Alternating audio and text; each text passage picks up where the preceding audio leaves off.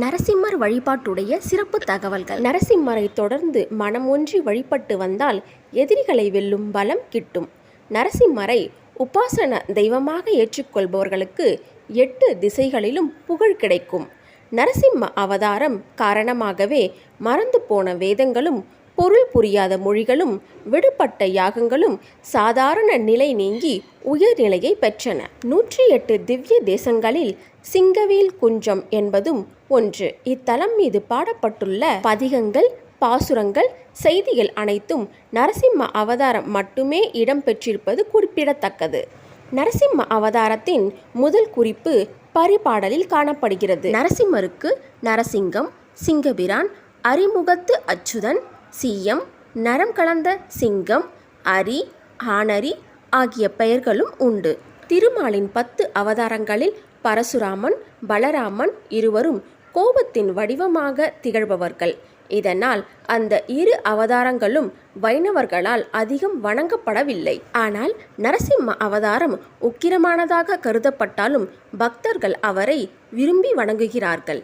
நரசிம்ம அவதாரம் பற்றி முதலில் முழுமையாக சொன்னவர் கம்பர்தான். திருத்தக்க தேவர் தனது சீவக சிந்தாமணியில் இரணியன் பட்ட தெம்மிரை எய்தினான் என்று நரசிம்ம அவதாரம் பற்றி குறிப்பிட்டுள்ளார்.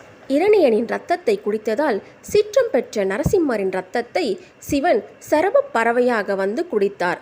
இதன் பிறகே நரசிம்மரின் சீற்றம் தணிந்ததாக சொல்வார்கள். இந்த தகவல் அபிதான சிந்தாமணியில் கூறப்பட்டுள்ளது. சோளிங்கரின் உண்மையான பெயர் சோழ சிங்கபுரம்.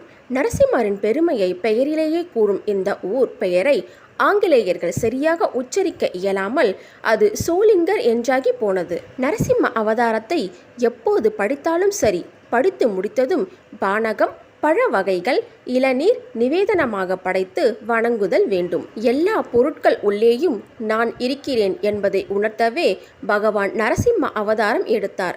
எனவே நரசிம்மரை எங்கும் தொழலாம். திருமாலின் அவதாரங்களில் நரசிம்ம அவதாரமே திடீரென தோன்றிய அவதாரமாகும். நரசிம்மனின் தேஜஸ் காயத்ரி மந்திரத்திற்குள்ளே இருப்பதாக பக்தர்கள் நம்புகிறார்கள். இரண்யகசிபுவை வதம் செய்தபோது எழுந்த நரசிம்மரின் இம்ம கர்ஜனை 7 உலகங்களையும் கடந்து சென்றதாக குறிப்புகள் உள்ளது.